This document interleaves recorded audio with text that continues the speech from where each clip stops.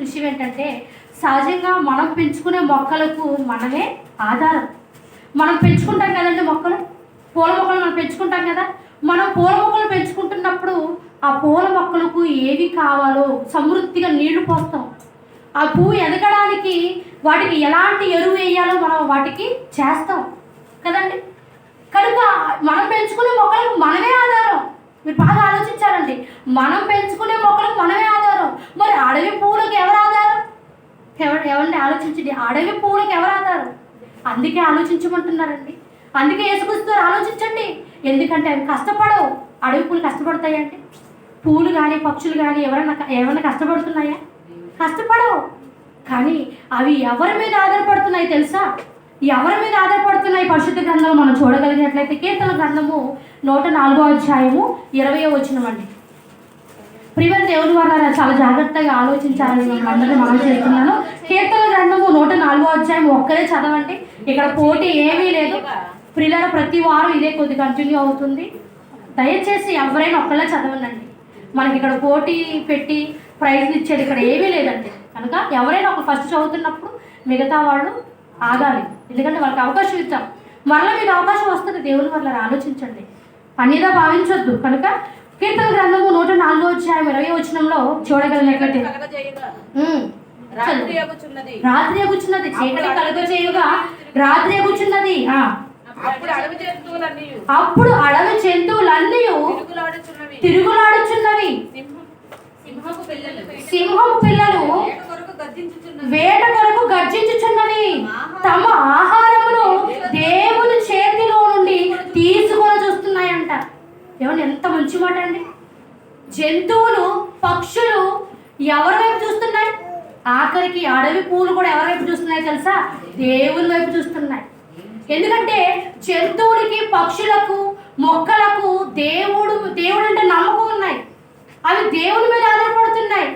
ఈరోజు మమ్మల్ని మనుషులు ఎవరు పట్టించుకోరు. మేము అడవిలో ఉన్నాం కదా, మేము పక్షులం, జంతువులం. మమ్మల్ని చూసి మనుషులు భయపడతారు. మమ్మల్ని గురించి ఆలోచించేవారు ఎవరు లేరు. కానీ మమ్మల్ని గురించి ఆలోచించేది ఒక్కరే అని అవి ఎవరి వైపు చూస్తున్నాయంట? ఎవరి వైపు చూస్తున్నాయండి?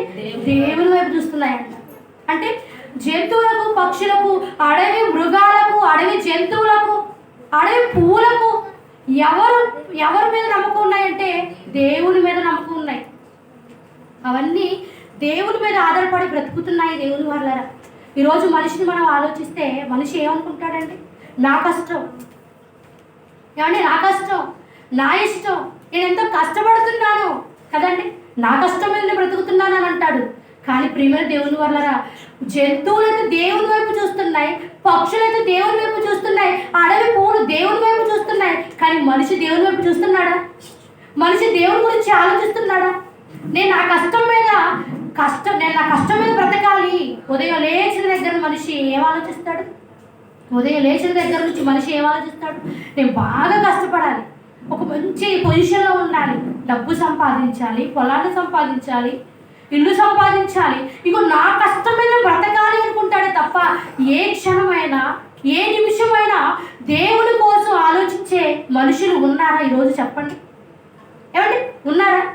జంతువుకున్న నమ్మకం, పక్షుకున్న నమ్మకం, అడవి పువ్వుకున్న నమ్మకం మనుషులకి లేదండి. మనుషులకు లేదు.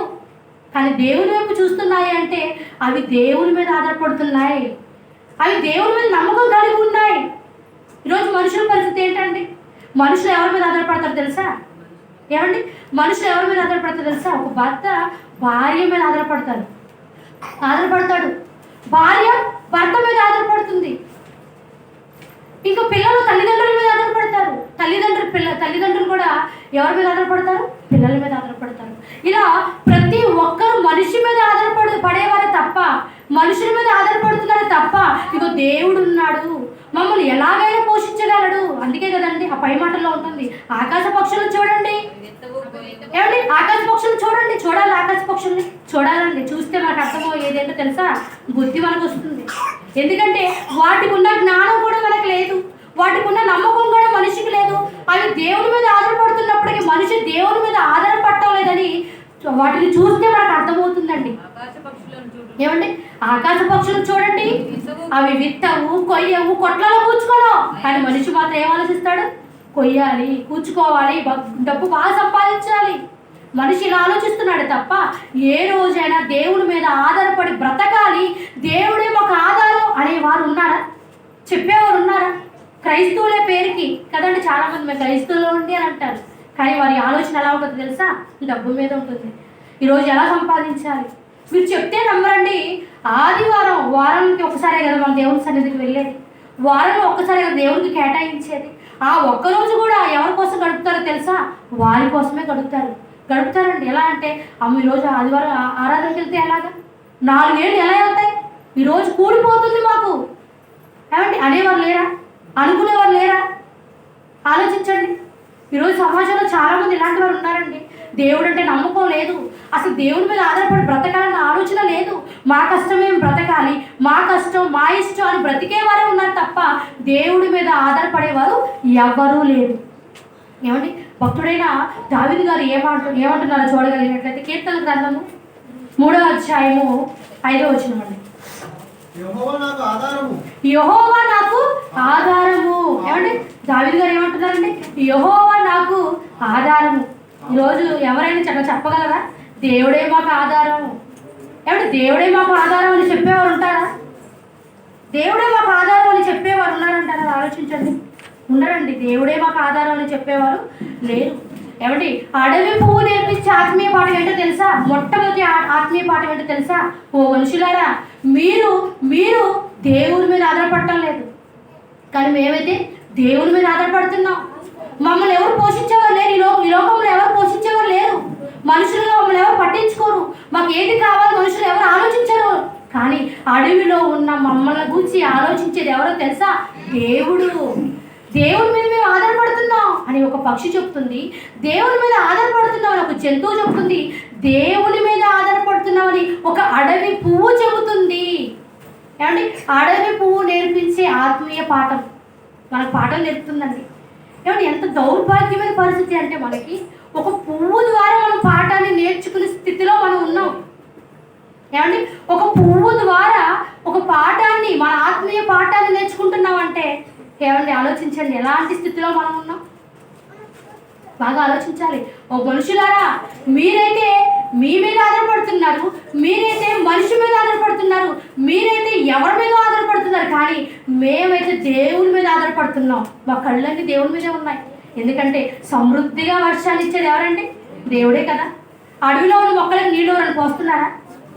అడవిలో ఉన్న అడవి పువ్వులకు నీళ్లు పోసే మనుషులు ఉన్నారా ఈరోజు? చెప్పండి, బాగా ఆలోచించాలి. ఎవరైనా ఉన్నారా? అడవికి వెళ్ళాలంటేనే భయం, అడవికి వెళ్ళాలంటేనే చాలా భయపడుతూ ఉంటారు. కానీ అలాంటి స్థితిలో అడవి పువ్వు మనకి ఎలాంటి పాఠం నేర్పుతుందంటే, మనిషి మీరెందుకు మీ మీద ఆధారపడుతున్నారు? అలానే మీరు పనులు చేసుకోవద్దని చెప్పడం లేదండి, అన్నిదా భావించకూడదు, అలానే మీరు పనులు చేసుకోకూడదు అని కాదు, కానీ దేవుడి మీద నమ్మకం ఉండాలండి. మనం దేవుని పిల్లలం కదా. మీరు బాగా ఆలోచించండి. మన పిల్లలు, మన కడుపున పుట్టిన పిల్లలు భిక్షం ఎత్తుకుంటుంటే, అడుక్కుంటుంటే మనం చూడగలమా? చూడగలమా? ఆ స్థితిలోకి మనం తీసుకెళ్ళగలమా మన పిల్లల్ని? మరి దేవుని పిల్లలం కదండి. అదే అంటున్నారు, మీరు ఆకాశ పక్షుల కంటే శ్రేష్ఠులు. అంటే గొప్ప స్థాయిలో దేవుడు మనల్ని ఆలోచిస్తుంటే మనమైతే ఎంత తక్కువగా మనం తక్కువగా ఆలోచించుకొని మన మీదే ఆధారపడాలని, మనం మనుషుల మీదే ఆధారపడాలని ఏ రోజు దేవుని వైపు చూసే మనుషులు లేరండి. ఏ రోజు దేవుని మీద ఆధారపడే మనుషులు లేరండి. ఏనాడైనా దేవుని మీద నమ్మకం కలిగే మనుషులు ఉన్నారా? లేదండి. ఒక జంతువుకున్న నమ్మకం, ఒక పక్షికున్న నమ్మకం, అడవి పువ్వుకున్న నమ్మకం మనిషికి లేదు అని చెప్పక తప్పదు. చాలా బాధాకరం దేవుని మాట, చాలా బాధాకరం. అడవి పువ్వు నేర్పించే ఆత్మీయ పాఠం, మొట్టమొదటి పాఠం ఏంటంటే మనం దేవుని మీద ఆధారపడాలని.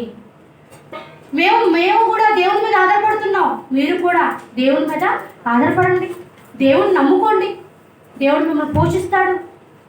ఏమన్నా ఒకరోజు పూలు మానేస్తే ఏమైనా అయిపోతుందా? ఆలోచించండి. ఒకరోజు పూలు మానేస్తే దేవుని పక్కన పెట్టేసి, దేవుని సన్నిధిని పక్కన పెట్టేసి, దేవుని మాటలను తృణీకరిస్తూ మన పనుల్లో మునిగిపోతూ మన కష్టం మీద మనం బ్రతికితే ఏమన్నా దేవుడు మనం విడిచిపెడతాడా? అక్కడే మనకు నమ్మకం ఉండాలి. అక్కడే మనం దేవుని మీద ఆధారపడాలి. కనుక అడవి పువ్వు నేర్పించే ఆత్మీయ పాఠం ఏంటి అంటే మనం ఎవరి మీద ఆధారపడాలి చెప్పాలండి. మనం ఎవరి మీద ఆధారపడాలి? దేవుని మీద ఆధారపడాలి. మన నమ్మకం ఎవరి మీద ఉండాలి? మనుషుల మీద కాదండి. ఈరోజు మనిషి ఏమంటాడు తెలుసా? నేను నీకున్నాను రా అంటాడు, మరుసటి రోజు ఆయనే ఉండడు. ఏమండి, ఈరోజు నేను నీకున్నాను, నీకెందుకు, ప్రతిదీ నేను నిన్ను చూసుకుంటా అంటాడు, మరుసటి రోజు వెళ్ళి చూస్తే అసలు ఆ వ్యక్తి ఉంటాడో లేదో చెప్పలేం. మనుషుల పరిస్థితి ఇదండి. మనుషుల మీద ఎవరు మనం ఆధారపడకూడదు. కనుక దేవుని వల్ల అడవి పువ్వు నేర్పించే ఆత్మీయ పాఠం ఏంటి అంటే, ఓ మనిషి నేను దేవుని మీద ఆధారపడుతున్నాను, మేము కష్టపడం అదే అంటున్నారు. అడవి పువ్వులు కష్టపడతాయా? ఏమన్నా అండి, కష్టపడం, మేము కష్టపడం, ఎందుకంటే మేము కష్టపడే స్థితిలో మేము లేవు. అయినప్పటికీ మేము దేవుని వైపు చూస్తున్నాం, దేవుని మీద ఆధారపడుతున్నాం. దేవుడే మా నమ్మకం. ఆయన మాకు నీళ్ళు ఇస్తాడని, మాకు ఏది కావాలని చేస్తాడని, అవన్నీ కూడా దేవుని మీద ఆధారపడి బ్రతుకుతున్నాయి. మరి క్రైస్తవులుగా మనం కూడా, ఈ లోకంలో ఉన్న మనం కూడా దేవుని మీద ఆధారపడేవారుగా, దేవుణ్ణి నమ్మేవారుగా మనమంతా ఉండాలి అని అడవి పువ్వు మనకు ఆత్మీయ పాఠాన్ని నేర్పుతుంది. ఏమంటే ఆత్మీయ పాఠాన్ని నేర్పుతుంది. మరొక పాఠాన్ని మనం ఆలోచించగలిగినట్లయితే, మరొక పాఠాన్ని మనం ఆలోచిస్తే పువ్వు అండి, అడవి పువ్వు. పువ్వు సహజంగా ఎలా ఉంటుందండి? పువ్వు అంటేనే అందం. పువ్వులు ఇష్టపడేవారు ఎవరు లేరు. చాలామంది అంటూ ఉంటారు, నీకు ఇష్టమైన పువ్వు ఏంటి, నీ ఫేవరెట్ ఫ్లవర్ ఏంటి అని అంటూ ఉంటారు. అంటే ఏ విధంగా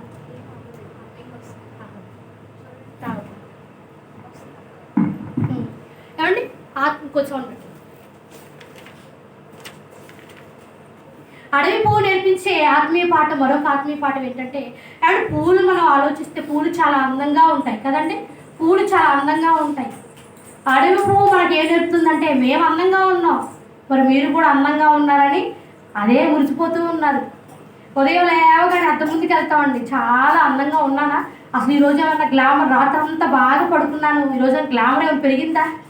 ఏమన్నా అద్దం ముందుకు వెళ్తాం కదండి, అద్దం ముందుకు వెళ్ళి చక్కగా చూసుకుంటాం, అందం ఏమైనా పెరిగిందా లేదా తగ్గిందా కదండి. కానీ పువ్వు దగ్గరికి ఒక వ్యక్తిని తీసుకెళ్ళి, పువ్వు నువ్వు అందంగా ఉన్నావా, నేను అందంగా ఉన్నావా అని చెప్పగలవా? బాగా ఆలోచించాలి. పువ్వు దగ్గరికి వెళ్ళి, పువ్వు నీకంటే ఏమే అందంగా ఉన్నాడు, పువ్వు నీకంటే ఏమే అందంగా ఉందని ఎవరైనా చెప్పగలరా? పువ్వుతో మనం పోల్చుకోగలమండి? పువ్వుతో మనం ఏమైనా పోల్చుకోగలమా? కొద్ది తోడు పెట్టాను, డిస్టర్బ్ చేయండి. ఏమంటే పువ్వుతో మనం ఏమన్నా పువ్వుతో మనం పోల్చుకోగలమా? పువ్వు అందంగా ఉంటుంది. ఏమంటే పువ్వు అందంగా ఉంటుంది, కానీ పువ్వు కంటే మనం అందంగా ఉన్నామని మనం అనుకుంటూ ఉన్నాం దేవుని వల్ల. ఏమంటే పరిశుద్ధ గ్రంథంలో ఒక మాట మనం ఆలోచిస్తే, ఏమంటే మత్తయి సువార్త 6వ అధ్యాయము 29-30 వచనాలండి. మత్తయి సువార్త 6వ అధ్యాయము చదవండి. అయినను తమ సమస్త వైభవముతో కూడిన సొలొమోను సహితము వీటిలో ఒక్కదాని వలనైనను అలంకరింపబడలేదు. సొలొమోను సహితం దేనితో అలంకరింపబడలేదంట? పువ్వుతోనండి. ఆ పైన చెప్తున్న మాటలు అదే. పువ్వుని గురించి మీరు ఆలోచించాలి. ఈరోజు పువ్వే మనకు పాఠం నేర్పుతుందండి. పువ్వే మనకు ఆత్మీయ జీవితాన్ని నేర్పుతుంది. ఏమండి ఏంటండి? అయినను తన సమస్త వైభవముతో కూడిన సొలొమోను సైతము వీటిలో ఒక్కదానినైనను అలంకరింపబడలేదంట. అంటే ఏమంటే సొలొమోను గారి జీవితాన్ని మనం ఆలోచిస్తే ఆయన ఎవరండి? గొప్ప ధనవంతుడు కదా. సౌండ్ పెట్టినదా? ఏమంటే వినపడుతుందండి మీకు వినపడుతుందా? ఓకే. ఏమన్నా అయినను తన సమస్త వైభవముతో కూడిన సొలొమోను సైతము వీటిలో ఒక్కదాని వలనైనను అలంకరింపబడలేదంట. దేనితో అలంకరించుకోలేదు సొలొమోను గారు? పువ్వుతో. ఎందుకంటే సొలొమోను గారికి అలంకరించుకునే ఆస్తి ఉంది. ఆయన ఆస్తిపరుడు, ఆయన కోటీశ్వరుడు, ఆయన దగ్గర ఎంతో బంగారం ఉంది, ఆయన దగ్గర ఎంతో వెండి ఉంది. అయినప్పటికీ పువ్వుతో ఆయన పోల్చుకోగలుగుతున్నాడా? వీటిలో ఒక్కదాని వలనైనను ఆయన అలంకరించుకోలేదంట. అడవి పువ్వుతో, అంటే పువ్వులతో ఆయన అలంకరించుకునే స్థాయి ఉన్నప్పటికీ ఆయన అలంకరించుకున్నారా? అలంకరించుకోలేదు. పువ్వు చాలా అందంగా ఉంది.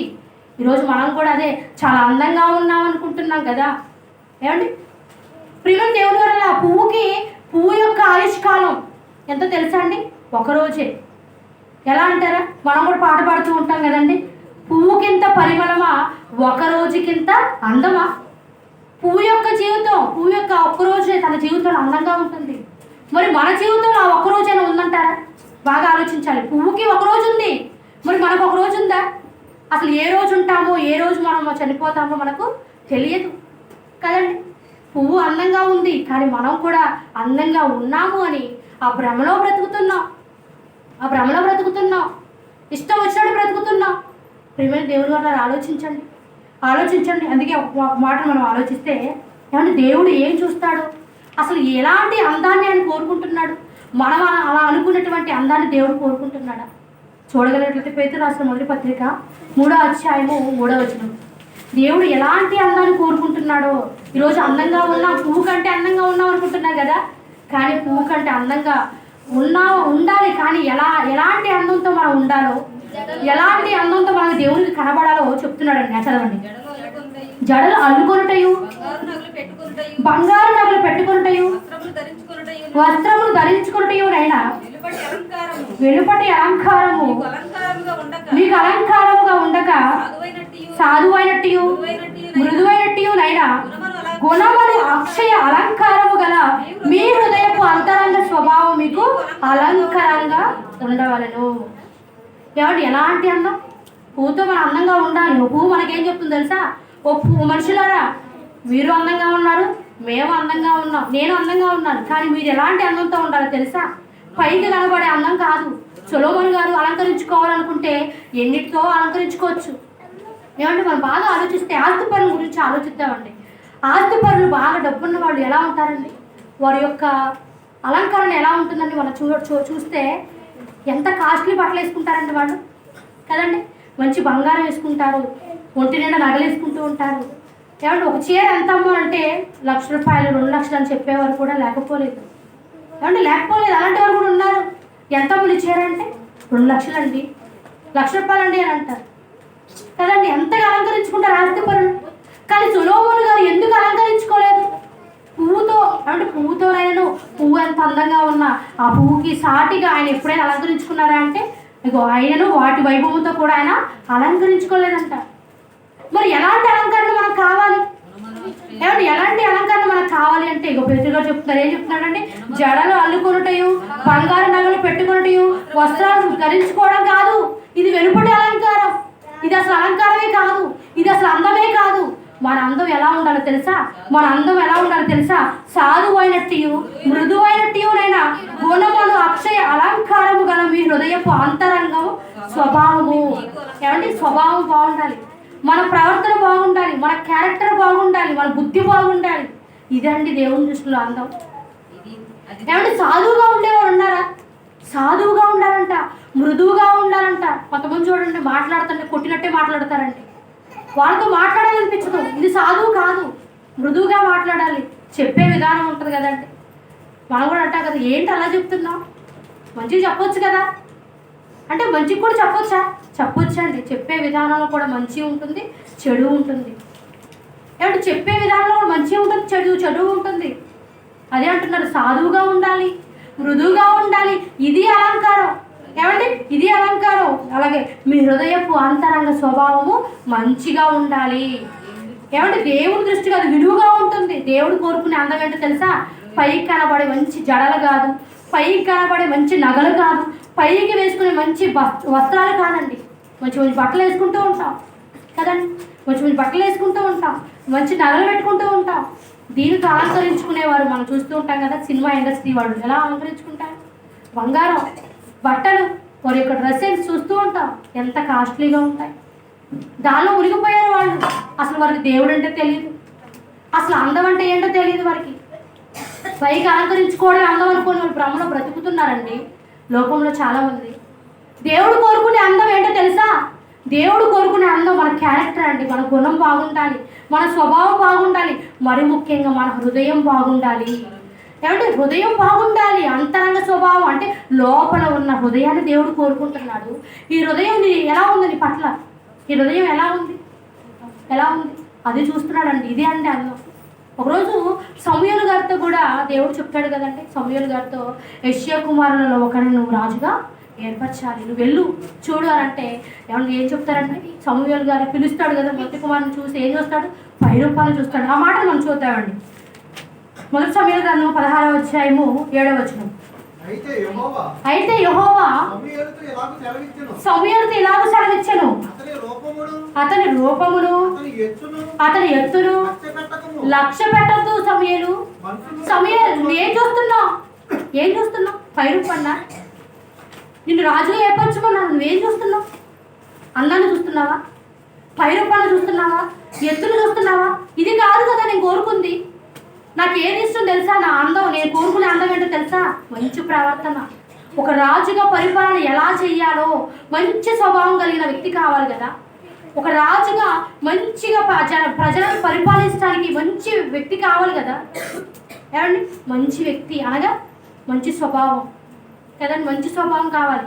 హృదయం ఎలా ఉందో దేవుడు చూస్తాడంట. అదే అంటున్నాడు, పై ఎత్తుని నేను చూడను, అందాన్ని చూడను, పైన మీరు ఎంత అలంకరించుకున్నా నేను చూడను, నగలు పెట్టుకున్నా నేను చూడను, బట్టలు వేసుకున్నా నేను చూడను, జడలు మంచి మంచి జడలు వేసుకున్నా నేను చూడను. కానీ ఏం చూస్తానో తెలుసా? మీ హృదయాన్ని నేను చూస్తాను. మీ హృదయం ఎలా ఉంది? కపటంగా ఉందా? ఏమంటే కపటంతో ఉందా? కుళ్ళుతో ఉందా? కుతంత్రాలతో ఉందా? అసూయతో ఉందా? ద్వేషంతో ఉందా? ఇది చూస్తాను. ఏంటి సమయం నువ్వేం చూస్తున్నావు? ఒక రాజుగా కావాల్సినది మంచి గుణం కావాలి కదా, మంచి స్వభావం కావాలి కదా. నువ్వేంటి ఎత్తును చూస్తున్నావు, నువ్వేంటి రూపాన్ని చూస్తున్నావని దేవుడు సమూయేలు గారితో చెబుతున్నాడు. అంటే దీన్ని బట్టి మాకేం అర్థం కావాలండి? మనకేం అర్థం కావాలి? దేవుడు పై రూపాన్ని చూడడు. దేవుడు పైన కనపడే పైన కనపడే వెలుపటి అలంకరణ దేవుడు చూడడు. ఎలాంటి అలంకరణ దేవుడికి కావాలి అంటే ఏమండి? హృదయం కావాలి. ఏమంటే అక్షయమను గుణం, అక్షయాలు అలంకారం గల గుణం. అక్షయం అంటే నాశనం కానిది. ఏమంటే నాశనం కానిది, నాశనం అయిపోయేది క్షయమైనది. క్షయమైపోయి శరీరం గురించి ఆలోచిస్తున్నావా? క్షయమైపోయి ఈ శరీరం గురించి ఏం ధరించుకోవాలి, ఎలాంటి బట్టలు వేయాలి, ఎలాంటి నగలు పెట్టుకోవాలని ఆలోచిస్తున్నావా? ఇది కాదు. మన హృదయం కావాలండి దేవునికి. అదే దేవుడి దృష్టికి విలువగా ఉంటుందంట. అదే దేవుడు కోరుకుంటున్నాడంట. అడవి పువ్వు మనకేం నేర్పుతుందో తెలుసా? ఓ మనుషులారా, నేను అందంగా ఉన్నాను, మీరు అందంగా ఉండాలి. కానీ ఎలాంటి అందమో తెలుసా? మీకు ఉండవలసింది హృదయం అనే మంచి అందం. మంచి క్యారెక్టర్ కావాలి మీకు, మంచి గుణం కావాలి, మంచి స్వభావం కావాలి. నేను అందంగా ఉన్నాను, మీరు కూడా అందంగా ఉండాలి అంటే మంచి లక్షణాలు మీకు ఉండాలి. మీ ప్రవర్తన బాగుండాలి. ఇది అందం. మంచి ప్రవర్తనే దేవుడికి అందం అండి. మంచి గుణమే దేవుడికి అందం అండి. మంచి నడవడికే దేవుడికి అందం. ప్రియమైన దేవుని అన్నారు, మన హృదయమే బాగుండాలి. ఇది అందం దేవుని దృష్టిలో. పువ్వు మనకు నేర్పించే ఆత్మీయ పాఠం ఏంటో తెలుసా? పువ్వు అందంగా ఉంది, కానీ పువ్వు ఒకరోజు ఏమైపోతుందంట? వాడిపోతుందంట. పువ్వు కన్నా ఒక రోజు ఉంది, కానీ మనిషి జీవితంలో మనకు ఒక రోజు ఉందా? మనం చెప్పగలమా? నాకు ఈ రోజు ఉందని మనం చెప్పగలమా? ఏ క్షణాలు చనిపోతామో మనకు తెలియదు కదండి. ఆవిరి వంటి వారం అన్నాడు కదండి. ఆవిరి వంటి వారం మనం. ఎంతలో కనపడతాం, అంతలో మాయమైపోతాం. పువ్వు కన్నా ఓ మనిషి, నాకన్నా ఒక రోజు ఉంది, ఒక రోజు నాకుంది, కానీ మీకు ఒక రోజు ఉందా? పువ్వు నేర్పుతుందండి ఆత్మీయ పాఠం. అందం అని విర్రవీగుతున్నారు, అందం అని అందంలో మోసపోతున్నారు, అందం అని అందానికి ప్రాధాన్యత ఇచ్చి సమయాన్ని వృధా చేస్తున్నారు కదా. మీకు అందంగా ఏది ఉండాలంటే మీ గుణం, మీ ప్రవర్తన. ఇది అందం. మన ప్రవర్తనే మనకు అందం అండి. మన ప్రవర్తన మనకు అందం. ఈ అందంతో దేవుని మనం తెలుసుకోగలగాలి, దేవుని మనం మెప్పించగలగాలి, దేవునికి ఇష్టంగా మనం ఉండగలగాలి. చెప్పండి, పువ్వు మనకి ఏం నేర్పుతుందండి? పువ్వు జీవితం, ఆ పువ్వు అందంగా ఉంటుంది. మన అందం ఎలా ఉండాలండి? మన అందం ఎలా ఉండాలి? హృదయం అందంగా ఉండాలి, ప్రవర్తనతో అందంగా ఉండాలి, స్వభావంతో మనం అందంగా దేవునికి కనబడాలి. పువ్వు కన్నా ఒక రోజు ఉంది, మనకన్నా ఒక రోజు ఉందా? మనకు ఒక రోజు ఉందా? పువ్వుకింత పరిమళమా, ఒక రోజుకింత అందమా? ఒక రోజు ఉందండి పువ్వుకి. మనకు ఒక రోజు ఉందో లేదో మన జీవితంలో మనకు తెలియదు. ఎంతలో కనబడతాం, అంతలో మాయమైపోయి ఆవిరి వంటి వారం. పువ్వు ఎన్ని మంచి పాఠాలు నేర్పుతుందండి. మన ఆత్మీయ జీవితానికి ఎన్ని మంచి విషయాలు నేర్పుతుంది పువ్వు. పువ్వే కదా అని మనం ఎప్పుడైనా పువ్వును చూస్తాం. పువ్వు చూడగానే మనం ఏమనుకుంటాం? బాగుందని వాసన చూస్తాం, వెంటనే అందంగా ఉందని తలలో పెట్టుకుంటాం. ఏ రోజైనా పువ్వును పరిశీలించి పువ్వుని ద్వారా మేము ఏదైనా పాఠం నేర్చుకోగలమా అని ఎప్పుడైనా ఆలోచించామండి? పువ్వు ఒక పాఠాన్ని నేర్పుతుందండి మనకి. ఎన్నో మంచి లక్షణాలు నేర్పుతుందండి పువ్వు. కనుక పువ్వు యొక్క జీవితం ఒకరోజే, మన యొక్క జీవితం మనకు తెలియదు. పువ్వు అందంగా ఉంటుంది, మనం కూడా అందంగా ఉండాలి. ఎలా ఉండాలి? వెలుపటి అలంకారంతో కాదు, కానీ ఇగో హృదయములో అంతరంగ స్వభావంతో మనం అందంగా కనపడాలి. ఈ అందమే దేవుడు కోరుకుంటున్నాడు. ఏమండి? 3 లక్షణాలు నేర్చుకున్నాం మనం. మొట్టమొదటి ఏంటిదంటే పువ్వు నేర్పించే ఆత్మీయ పాఠం దేవుని మీద ఆధారపడటం నేర్పించింది. రెండవది పువ్వు అందంగా ఉంటుందని నేర్పిస్తుంది. పువ్వు అందంగా ఉన్న మనం ఎలా అందంగా ఉండాలని నేర్పించింది. మనం ఎలా అందంగా ఉండాలంటే వెలుపటి అలంకారం కాదు, కానీ హృదయం అనే అంతరంగ స్వభావం మనకు అందంగా కనబడాలి. పువ్వు జీవితంలో ఒకరోజే ఉంది, కానీ మన జీవితంలో ఒకరోజు ఉంటుందో లేదో మనకు తెలియదు. ఏమంటే రెఫరెన్స్ కూడా ఉన్నాయి. యాకోబు రాసిన పత్రిక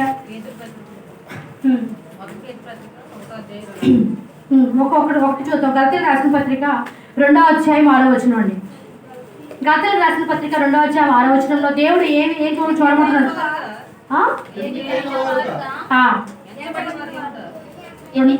2వ అధ్యాయం 6వ వచనం, ఎన్నికైన వారుగా ఎంచబడిన వారి యొద్ద నేను ఏమీ నేర్చుకోలేదు, వారెంతటి వారైనను నాకు లక్ష్యం లేదు.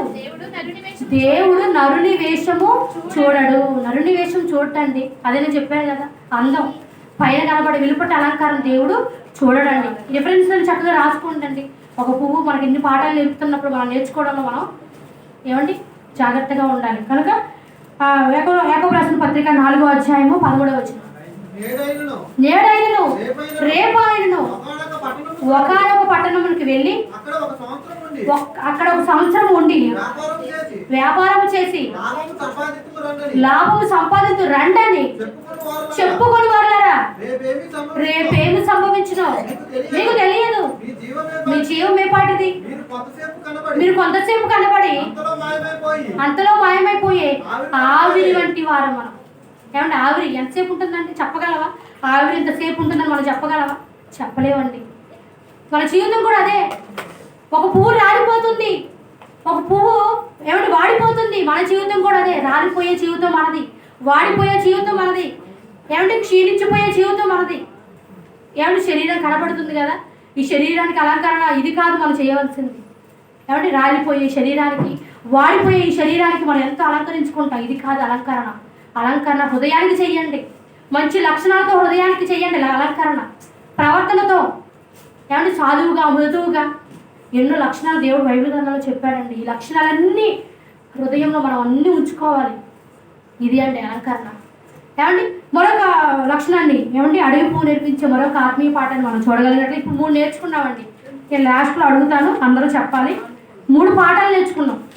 ఏమంటే 3 పాఠాలు నేర్చుకున్నావా? 3 పాఠాలు నేర్చుకున్నాం. ఇక 4వది ఆత్మీయ పాఠం ఏంటంటే ఏమండి కీర్తన గ్రంథము 19వ అధ్యాయము 10వ వచనం. కీర్తన గ్రంథము 19వ అధ్యాయము 10వ వచనం, మీరు బంగారు కంటెను విస్తారమైన మేలు బంగారం కంటెను కోరదగినవి తేనె కంటెను చుంటి తేనె దారల కంటెను. చాలండి, మధురమైనది. తేనె కంటెను చుంటి తేనె దారల కంటెను మధురమైనది. ఏంటో తెలుసా? వాక్యం. ఏమంటే పువ్వు మనకు నేర్పించే ఆత్మీయ పాఠం, మరొక ఆత్మీయ పాఠం 4వ పాఠం ఏంటంటే ఏమంటే పువ్వులో ఒక మకరందం ఉంటుందండి. మకరందం పువ్వులు మనం చూస్తున్నప్పుడు ఆ పువ్వులో కొన్ని రెక్కలు ఉంటాయండి. మీరు చూసారు ఎప్పుడన్నా? ఒక పువ్వు తీసుకున్నప్పుడు ఒక ఉమ్మెత్త పువ్వు అంటారు, చూసారా? ఆ ఉమ్మెత్త పువ్వులో ఒక రెక్క ఉంటుందండి. అంటే ఇట్లా ఉంటుంది, రెక్క బారుగా ఉంటుంది. ఆ రెక్కని కనుక నోట్లో పెట్టుకుంటే అది ఎలా ఉంటుందో తెలుసా? తీయగా ఉంటుంది. ఏమంటే మీకు అర్థమైందా?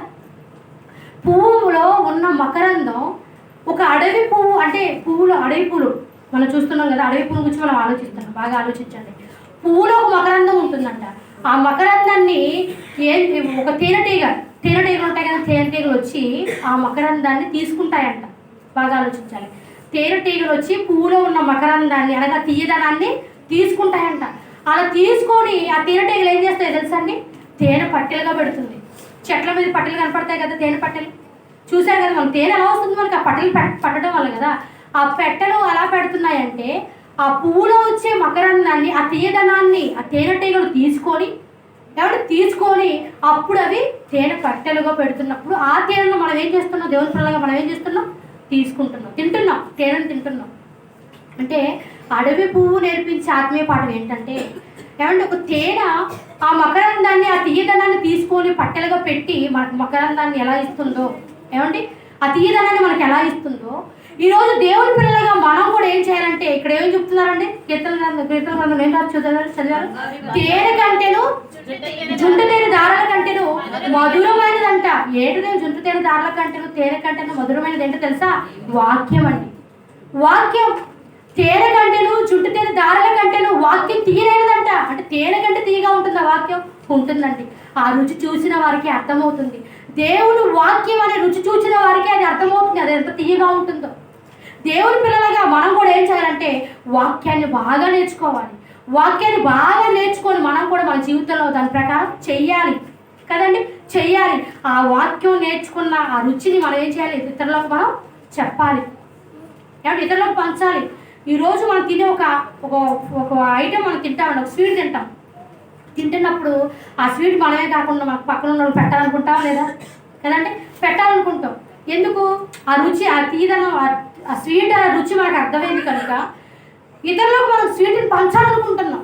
ఇంకా ఎందుకండి, మనకి శుభకార్యాలు, పుట్టినరోజులు అలా వచ్చినప్పుడు అందరికీ నోటిని ఏం చేస్తాం, తీపి చేస్తాం. ఎందుకు? మంచి వాతావరణం, మాకు దేవుడు మాకు మేలు చేశాడని పుట్టినరోజు సందర్భంగా మనం తీపి చేస్తాం, ఇతరులకు తీపి చేస్తాం కదండి. ఇతరులకు ఆ రుచిని మనం తెలియజేస్తున్నాం, కానీ మనం ఆనందంగా ఉన్నామని వాళ్ళకి తెలియజేస్తున్నాం. ఇది మీకు అర్థమైతే ఏమంటే ప్రియమైన దేవుని వల్ల పువ్వు మనకి ఏం నేర్పుతుందంటే, పువ్వులో ఉన్న మకరందాన్ని తేనె తీసుకొని, ఆ తీయదనాన్ని తీసుకొని ఇతరులకు ఎలా తేనె రూపంలో మనకి ఇస్తుందో, ఈరోజు వాక్యం కూడా తీయగా ఉంటుంది, గొప్పగా ఉంటుంది. ఏమైనా గొప్పగా ఉంటుంది కదా వాక్యం.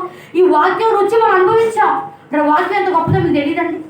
మీరు చెప్తారు కదా వాక్యం చాలా గొప్పదండి, వాక్యం వినడం వలన నా జీవితాన్ని నేను మార్చుకున్నానండి, వాక్యం నేర్చుకోవడం వలన నా హృదయం మారిపోయిందండి అని అంటారా లేదండి. ఇదే అనుభూతి, ఇదే రుచి. ఈ రుచిని మీరు అందరికీ చెప్పాలి. ఇగో నా జీవితంలో వాక్యం వినడం వలన ఎన్నో మేలులు పొందాను, నా జీవితంలో వాక్యం వినడం వలన నా జీవితాన్ని మార్చేసుకున్నాను అనే గొప్ప రుచిని మీరు ఏం చేయాలండి, ఇతరులకు చెప్పాలి, ఇతరులకు పంచాలి. అంటే వాక్యం అనే రుచిని, వాక్యం అనే తీయదనాన్ని మీరు ఇతరులకు పంచాలి. ఒక తేనెటీగ మనకు తేనెనిస్తుందా? పువ్వులో ఉన్న మకరందాన్ని తీసుకొని తేనె పట్టెలుగా పెట్టి ఆ తేనె దేవుని పిల్లలుగా మనందరికీ ఇస్తున్నప్పుడు తేనె కంటే మధురమైనది వాక్యం కదా. ఈ వాక్యాన్ని మనం బాగా నేర్చుకొని మన జీవితంలో మనం నెరవేర్చి వాక్యాన్ని ఇతరులకు పంచడమే, ఆ అనుభూతిని వారికి చెప్పడమే ఏమండి ఆత్మీయ పాఠం. అడవి పువ్వు నేర్పించే ఆత్మీయ పాఠం దేవుని వల్ల. ఏమండి 4వ పాట ఆత్మీయ పాఠం ఏంటిదండి? ఏమండి తేనె కంటే, జుంటు తేనె దారాల కంటే మధురమైనది కదా. తేనె తీయగా ఉందని అనుకుంటున్నాం మనం, కానీ తేనె కంటే కూడా తీయగా ఉంది అంటే తెలుసా వాక్యం. ఈ వాక్యం అనుభవం మీరు, వాక్యం రుచిని మీరు చూశారండి, వాక్యం రుచి మీరు చూశారు. ఈ రుచిని అందరికీ పంచాలి. తేనె మనకు రుచిని పంచుతుంది, తేనె ద్వారాగా కదా. ఈ వాక్యం అనే రుచిని కూడా మీరు అందరికీ పంచాలండి. అర్థం కాలేదా? అర్థమైందా? అర్థం కాలేదా? అర్థమైన చేతులు ఎత్తండి ఒకసారి, ఇంకా వివరంగా చెప్తామని. అర్థమైందా? అర్థం కాలేదా? బాగా ఒక్కసారి చెప్తాను, అర్థం చేసుకోండి. ఎందుకంటే మనం ఇవి పట్టెలో గిట్టెలు ఇవన్నీ మనకు తెలిసినాయి కాబట్టి మీకు చెప్తున్నానండి. మన దీనిలో అర్థం చేసుకోకపోవడానికి ఏమీ లేదు. 4వ ఆత్మీయ పాఠం, అడవి పువ్వు నేర్పించే ఆత్మీయ పాఠం ఏంటంటే నాలుగవది వింటున్నాం మనం. ఏంటంటే ఏమంటే ఒక పువ్వులో ఉన్న మకరందాన్ని, ఆ తీయదనాన్ని తేనెలు తీసుకుంటాయండి. తేనెలు తీసుకొని అవి తేనెలు పట్టెలుగా పెట్టి ఆ తేనెను దేవుని పిల్లలు మనందరికీ పంచుతుంది, తేనె రూపంలో పంచుతుంది కదా. అలాగే తేనె కంటేను, జుంటు తేనె కంటేను వాక్యం అనేది మధురమైనదంట, తీయగా ఉంటుందంట, గొప్పగా ఉంటుందంట. ఈ వాక్యం రుచి క్రైస్తవులుగా మనందరికీ తెలుసు కదండి. వాక్యం ద్వారాగే కదండి ఈ సంఘంలో మనం కూర్చున్నాం, వాక్యం ద్వారాగే కదండి మన పాపాలను విడిచిపెట్టి దేవుని సన్నిధికి వచ్చాం, వాక్యం ద్వారాగే కదండి మనం ఇతరులను క్షమించగలుగుతున్నాం, వాక్యం ద్వారాగే కదండి ఇతరులను మనం ప్రేమించగలుగుతున్నాం, వాక్యం ద్వారాగే కదండి ఇతరులను మనం రక్షించగలుగుతున్నాం. ఇదండి తీపి. ఈ తీపిని, ఈ అనుభవాన్ని మనం అనుభవించాం, రుచి రూపంలో మనం అనుభవించాం. కాబట్టి మన జీవితంలో అనుభవించాం కదా. ఇదే రుచిని ఇతరులకు చెప్పాలి. నీ జీవితంలో జరిగిన మేలులను ఇతరులకు చెప్పాలి, నీ జీవితంలో జరిగిన గొప్ప కార్యాలు ఇతరులకు చెప్పాలి. ఇదే ఇతరులకు పంచటం, తేనెలాగా పంచటం అంటే వాక్యం అనే మధురాన్ని నువ్వు ఇతరులకు పంచటం. అర్థమైందండి? ఇంకా ఐదో విషయాన్ని మనం ఆలోచిస్తే ఏమంటే 4 అయిపోయినాయి కదా. ఐదో విషయాన్ని మనం ఆలోచిస్తే పువ్వు నేర్పించే ఆత్మీయ పాఠం, మరొక ఆత్మీయ పాఠం ఏంటంటే ఏమంటే పువ్వు తన జీవితంలో ఏమిస్తుందండి? పరిమళాన్ని ఇస్తుంది. పువ్వు తన జీవితంలో ఏమిస్తుంది? పరిమళాన్ని ఇస్తుంది. పువ్వుకింత పరిమళం ఉంటుందా? పువ్వుకి ఉంటుందండి. ప్రతి ఒక్క పువ్వు వాసన కలిగి ఉంటుంది. ఏమండి పువ్వు తన జీవితంలో మనందరికీ పరిమళాన్ని ఇస్తుంది, తన యొక్క వాసనను మనకి ఇస్తుంది. మల్లెపూలు పెట్టగానే ఏమంటే ఇక్కడ పెట్టుకున్న అమ్మ ఎక్కడికో వస్తుంది వాసన. ఏం చేస్తుంది? వాసన ఇస్తుంది, అందరికి ఇస్తుంది. అక్కడ కూర్చున్న అమ్మకే కాదు అందరికి ఇస్తుందా? అప్పుడు ఎవరో మల్లెపూలు పెట్టుకున్నా అట్లా వస్తూ ఉంటాం మనం కదండి. మలుపులు ఎవరు పెట్టుకున్నారని అందరూ చూస్తూ ఉంటారు. అంటే అందరికి వస్తుంది వాసన, పరిమళాన్ని వెదజల్లుతుందండి. పువ్వు తన జీవితంలో పరిమళాన్ని ఇస్తుంది. అలాగే మనం కూడా ఎలా ఉండాలో తెలుసా? పరిశుద్ధ గ్రంథంలో చూడగలిగినట్లయితే ఎఫెసీయులకు రాసిన పత్రిక 5వ అధ్యాయము 2వ వచనం అండి. ఎఫెసీయులకు రాసిన పత్రిక 5వ అధ్యాయము 2వ వచనం. క్రీస్తు మిమ్మల్ని ప్రేమించి పరిమళ వాసనగా ఉండుటకు, అదే అండి, మన కొరకు తన్ను తాను దేవునికి అర్పణగాను బలిగాను అప్పగించుకున్నాడంట. క్రీస్తు పరిమళ వాసన. ఏమంటే క్రీస్తు కూడా, యేసుక్రీస్తు వారు కూడా వెదజల్లుతున్నారు ఆయన వాసనని, వెదజల్లుతున్నారు. ఇప్పుడు బాగా ఆలోచించాలండి, ఈ విషయం మనకు చాలా అవసరం. యేసుక్రీస్తు వారు కూడా ఆయన జీవితంలో పరిమళ వాసనగా ఉన్నారండి. ఎలా ఉన్నారంటారా? ఈ ప్రపంచంలో యేసుక్రీస్తు వారు తెలియని వారంటూ ఉన్నారా? ఎవరినైనా అడగండి, ఎవరినైనా కదిలించండి, యేసుక్రీస్తు వారు తెలియదా అంటే ఏమంటారని? తెలియదంటారా? ఆయన తెలుసండి. ఆయన మాకెందుకు తెలియదండి? ఆయన లోకానికి వచ్చాడు, పాపుల నిమిత్తం వచ్చాడు కదండి, పాపుల నిమిత్తం వచ్చాడు. నశించిన వారిని వెనక రక్షించడానికి ఆయన లోకానికి వచ్చారని చెప్పరా అండి? ఎవరినైనా అడగండి, హిందువులను అడగండి, ముస్లింలు అడగండి, ఎవరిని అడిగినా కూడా చెప్పే మాట ఏంటో తెలుసా? యేసుక్రీస్తు వారు మాకు తెలుసు అని అంటారు. అంటే ఆయన కూడా పరిమళ వాసనగా వెదజల్లాడు. ఆయన జీవితం ద్వారా, ఆయన చేసిన కార్యక్రమాల ద్వారా, ఆయన చేసిన ప్రవర్తన ద్వారా ఈ లోకానికి పరిమళ వాసనగా ఆయన ఉన్నారు. ఏమంటే యేసుక్రీస్తు వారు తెలియని వారంటూ లేదు. ఒక మలుపు అందరికీ తెలుసు, ఎందుకంటే తన వాసన ద్వారా మనకు అందరికీ తెలుసు. మలుపు, కనకాంబరం, గులాబీ, ఇలా పూలన్నీ మనకు తెలుసు, వాసనలు కదా, వాసనలు బట్టి. అలాగే యేసుక్రీస్తు వారు కూడా ఆయన జీవితాన్ని బట్టి ఆయన అందరికీ తెలుసు. ఆయన బ్రతికిన విధానాన్ని బట్టి ఆయన అందరికీ తెలుసు. ఆయన కూడా పరిమళ వాసనగా వెదజల్లాడు, లోకంలో పరిమళ వాసనగా వెదజల్లాడు. తెలియదండి? యేసుక్రీస్తు తెలియని వారు అంటూ ఎవరున్నారు? ఉన్నారా? అంటే ఒక పువ్వు ఎలా అయితే వెదజల్లుతుందో వాసనని, యేసుక్రీస్తు వారు కూడా ఆయన జీవితం ద్వారా ప్రపంచానికి వెదజల్లబడ్డాడు, ప్రపంచానికి తెలియజేయబడ్డాడు. ఆయన ఒక యేసుక్రీస్తు వారైనా మనం కూడా పరిమళ వాసనగా ఉండకూడదా? అదే చెప్తున్నా, చదవండి, మరొకసారి చదవండి అన్నమాట. క్రీస్తు మిమ్మల్ని ప్రేమించి పరిమళ వాసనగా ఉండుటకు బలిగాను అర్పించుకున్నాడంట. కాబట్టి పరిమళ వాసనగా ఉన్నాడంట యేసుక్రీస్తు వారు. మరి ఈరోజు మనం పరిమళ వాసన ఉండొద్దా? అందుకే ఉంటుంది పరిమళ వాసన అంటే జీవితం అండి. జీవితం ద్వారా వాసన వస్తుంది మనకి.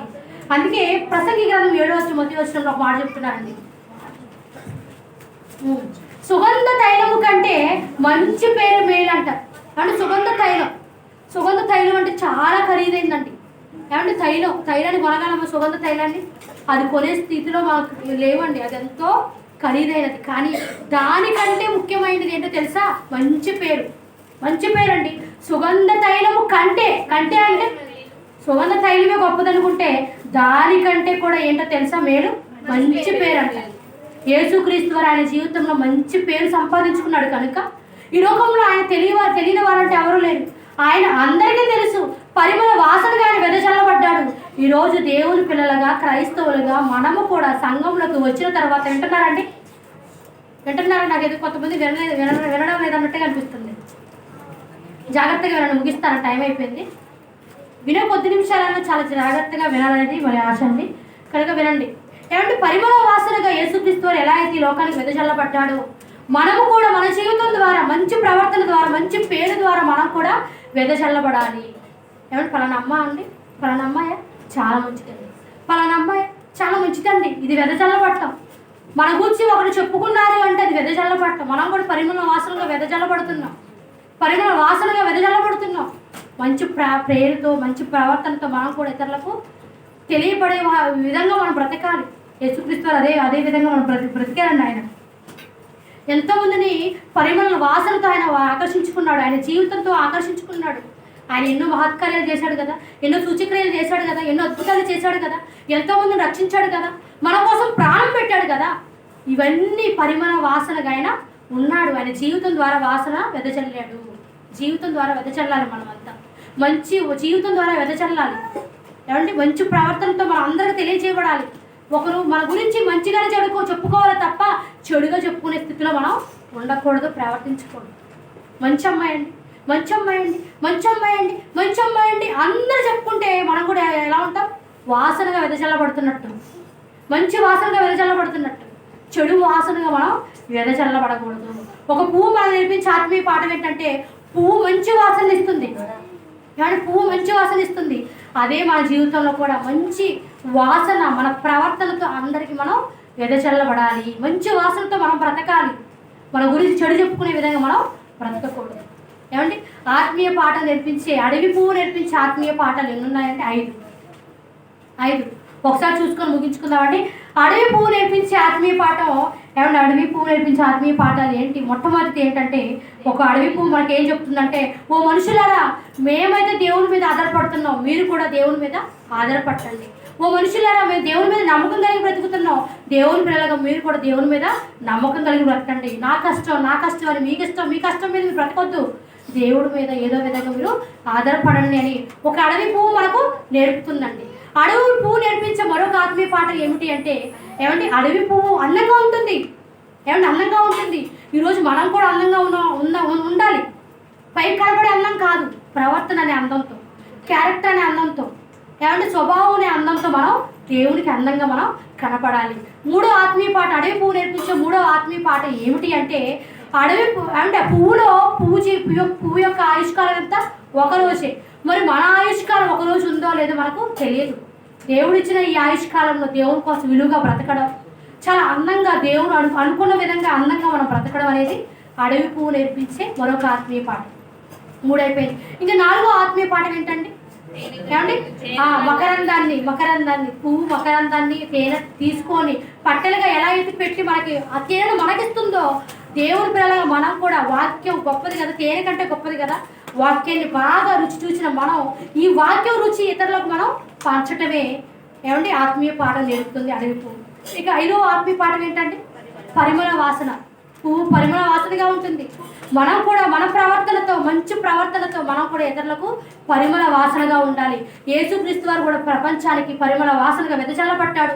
మనం కూడా మన క్యారెక్టర్ని బట్టి, మన ప్రవర్తన బట్టి, మనం ఉండే విధానాన్ని బట్టి, దేవుడు అనుకూలంగా బ్రతికిన విధానాన్ని బట్టి మనం కూడా పరిమళ వాసనగా ఈ లోకానికి వెదజల్లబడాలి అని కోరుకుంటూ ఆత్మీయ పాఠ, ఇన్ని మంచి ఆత్మీయ పాఠాలు మనకి అడవి పువ్వు నేర్పించినప్పటికీ మరి అది అడవి పువ్వుని ఎప్పుడు కూడా మీరు జ్ఞాపకం చేసుకొని ఆ యొక్క గొప్ప లక్షణాలు దేవుని పిల్లలుగా మీరు, నేను మనంతా కలిగి ఈ లోకంలో దేవుడు కోరుకున్న విధంగా మనమంతా బ్రతకాలని కోరుకుంటూ ఈ నా మాటలు ముగిస్తున్నానని ప్రార్థన చేస్తున్నాను.